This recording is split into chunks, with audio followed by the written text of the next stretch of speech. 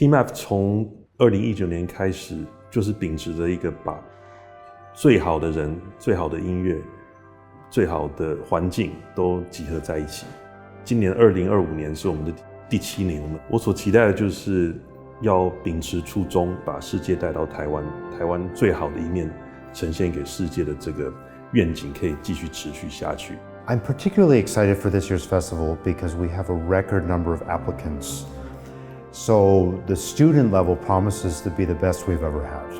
And it's been outstanding for the first 6 years, but I have hopes that for the 7th year that we will have an even better level. Of course, it's not only about quality. The dynamic between students and faculty is also very important.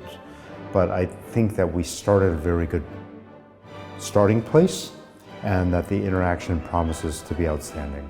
So I'm really excited about this aspect of the festival.